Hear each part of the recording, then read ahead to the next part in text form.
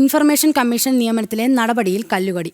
ഇടത് അനുകൂലിയായ പാർട്ടിക്കാരനെ നിയമിക്കാൻ വിജ്ഞാപന തീയതി കാലാവധി അവസാനിച്ച ശേഷം വീണ്ടും സമയം നീട്ടിയത് നിയമവിരുദ്ധമെന്ന് ആക്ഷേപം. പ്രതിപക്ഷ നേതാവിനെ 3-അംഗ സമിതിയിൽ നിന്ന് ഒഴിവാക്കിയുള്ള നിയമസഭാ ശുപാർശ അംഗീകരിക്കരുതെന്ന് ഗവർണർക്ക് നിവേദനം.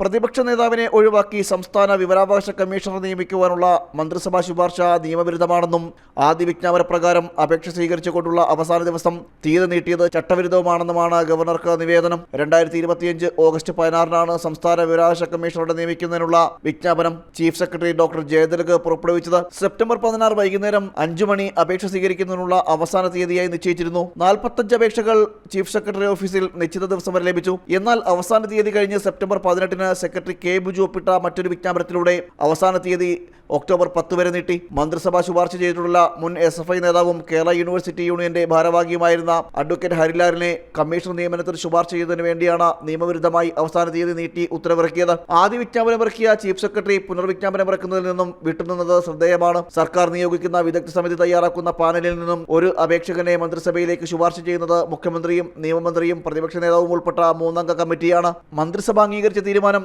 ഗവർണറുടെ അംഗീകാരത്തിന് ലോക്ഭവനിലെത്തി. തെരഞ്ഞെടുപ്പ് വിജ്ഞാപനം വരുന്നതിന് മുമ്പ് നിയമനം നടത്തുന്നതിനാണ് തിരക്കിട്ട കമ്മിറ്റി വിളിച്ചു ചേർത്തത്. സമിതിയിലെ 3 പേരും ഒപ്പുവെക്കേണ്ടതുണ്ട്. പ്രതിപക്ഷ നേതാവിന് വ്യത്യസ്ത അഭിപ്രായമുണ്ടെങ്കിൽ വിയോജിപ്പ് രേഖപ്പെടുത്താവുന്നതുമാണ്. എന്നാൽ പ്രതിപക്ഷ നേതാവിനെ ഒഴിവാക്കി നടത്തിയ ശുപാർശയ്ക്ക് നിയമസാധുതയില്ലെന്നും പുനർവിജ്ഞാപനം നടത്തിയത് ചട്ടവിരുദ്ധവും നിയമനത്തിന്റെ പവിത്രത നഷ്ടപ്പെടുത്തുന്നതുമാണെന്നാണ് സേവ് യൂണിവേഴ്സിറ്റി ക്യാമ്പയിൻ കമ്മിറ്റി ഗവർണർക്ക് നൽകിയ നിവേദനത്തിൽ പറയുന്നത്. ജനം, തിരുവനന്തപുരം.